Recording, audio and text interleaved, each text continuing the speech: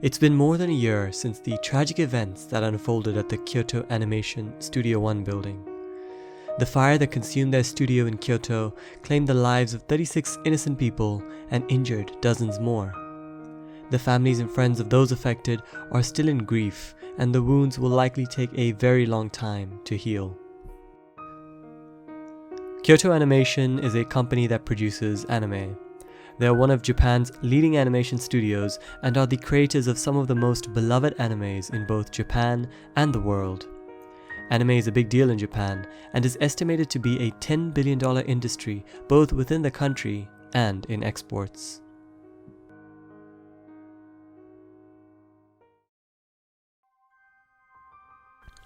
The incident that took place in July 2019 was in Studio 1 in Fushima, Kyoto, and was mainly where the animation staff worked.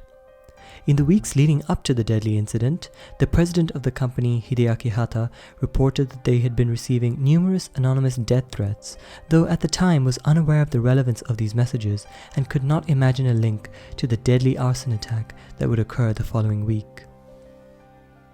On the 18th of July 2019, Shinji Aoba, the culprit of the heinous crimes, would walk into the building with 40 liters of gasoline and set into motion one of the deadliest massacres in Japanese history since World War II.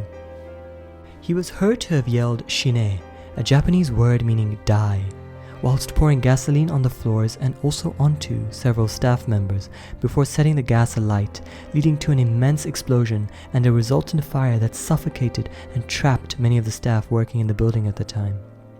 In the process, Shinji managed to set himself alight and tried to flee the scene before being apprehended by police a mere 100 meters from the building in a critical state. But who is Shinji Aoba? Why did he carry out the horrific act that claimed the lives of so many innocent people?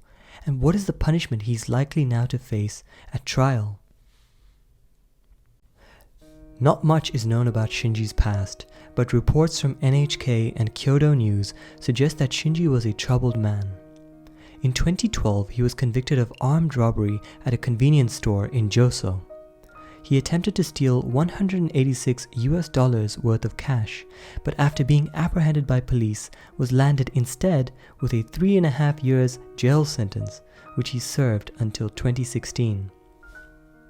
From my investigations, it seems that Shinji was suffering from a mental disorder way back in 2012, though this was not fully investigated, and he did not receive any specialist treatment for this during his stay in jail.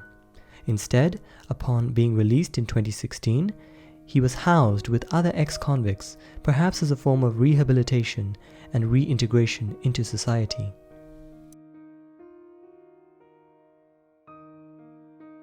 Many reports throughout Japanese media refer to Shinji Aoba as a hikikomori as well as an otaku. A hikikomori is a term used to refer to someone that is withdrawn from society. Aoba was known to be a loner with no friends, and it is thought that his relations with family weren't too close either. Otaku is a separate term used to refer to someone with obsessive interests. Usually on the internet we think of an otaku as an anime addict or a video game addict, but in Shinji's case it would likely be his manga novels that he was obsessively interested in. There have been many documentaries made about these subsets of society in Japan, and I will leave links to relevant videos in the description if you're interested in learning more. Though the heinous acts carried out by Aoba has had a profound effect in Japanese society, and there has been a dramatic increase in the hatred and distrust towards these people. This initially started after another otaku named Tsutomu Miyazaki had committed his own unspeakable acts in the past, which Japan is still reeling from. I will link to his case in the description.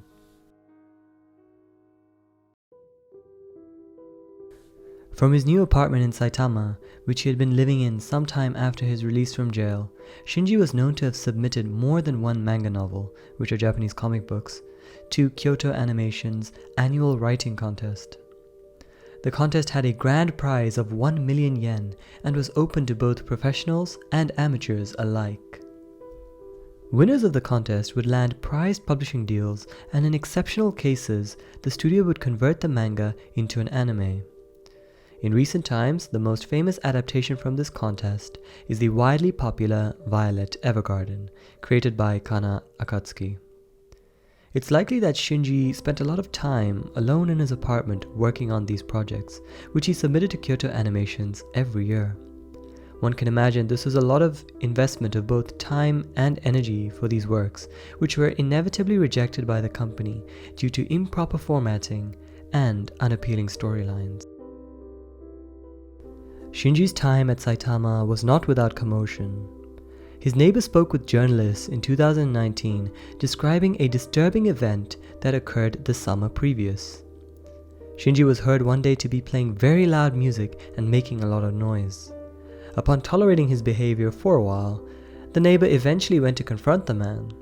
Though, what he initially thought would be a civil conversation turned violent pretty quickly. Shinji grabbed the man by his collar and his hair and said, "Shut up. I will kill you.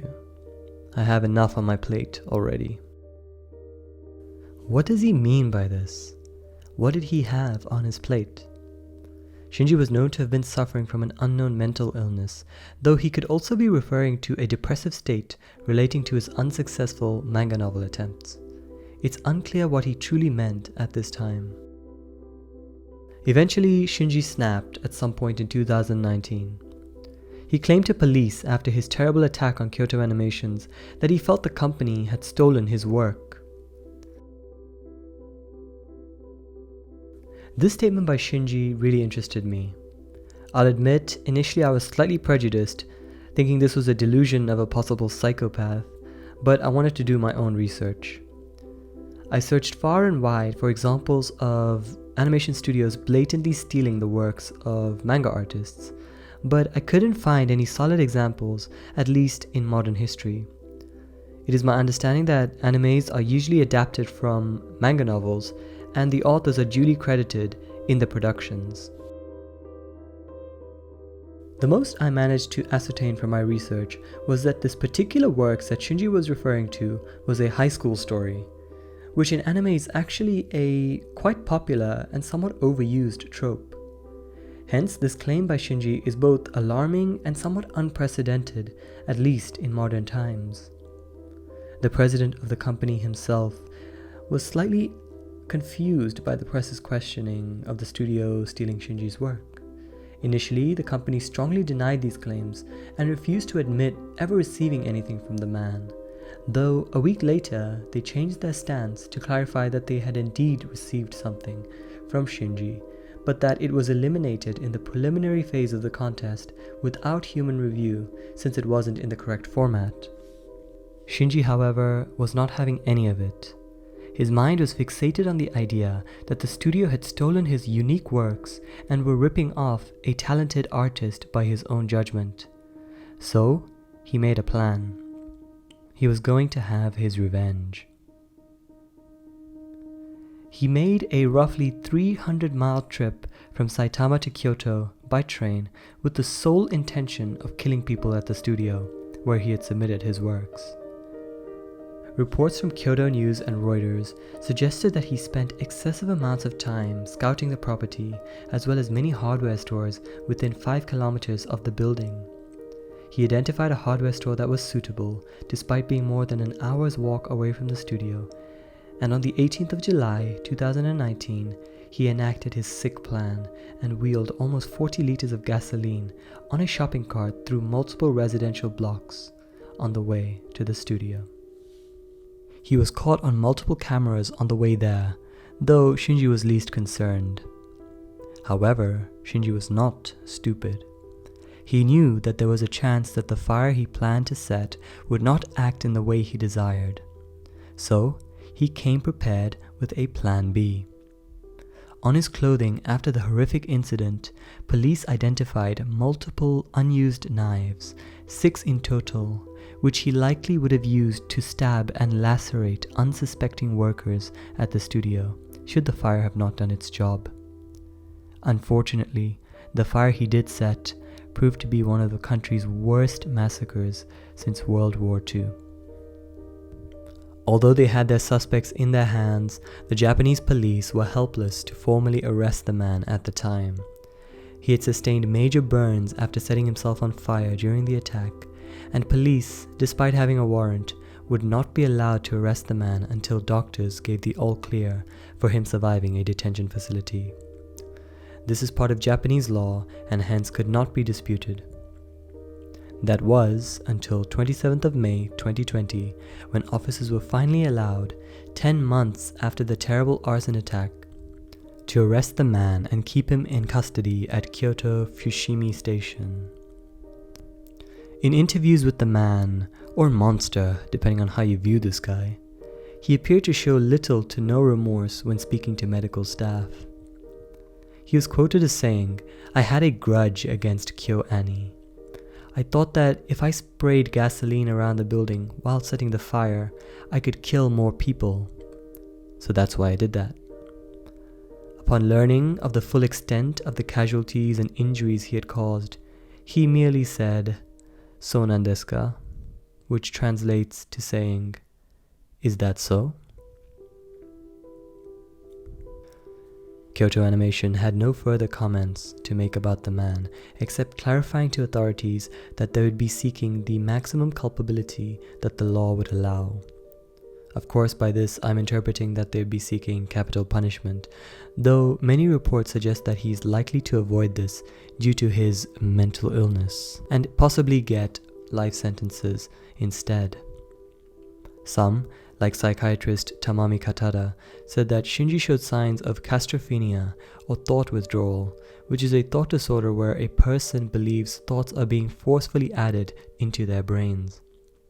However, others, like Osamu Watanabe, Konan University's law professor, feel that he was completely in control of his actions when he carried out the attack and are seeking the maximum penalty. Regardless of the outcome, this twisted man has caused a great deal of suffering to the families and friends of those affected, as well as fans across the world of the beloved company. It remains to be seen how this will unfold.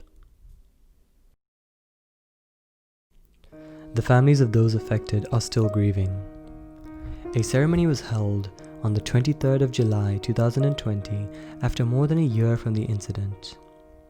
The wife of one of the late animators, Futoshi Nishia, said this to the press: "I miss you every day.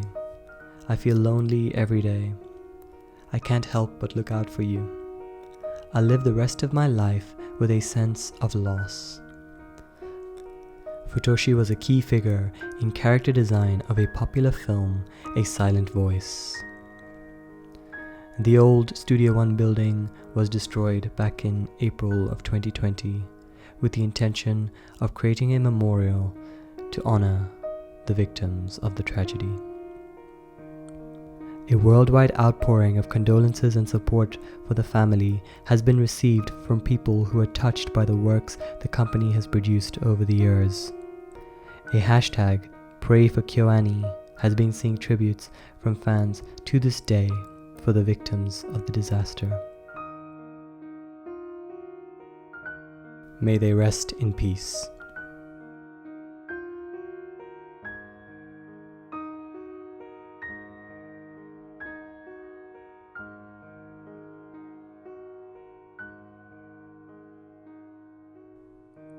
How do you guys think Shinji Aoba should be judged for his crimes?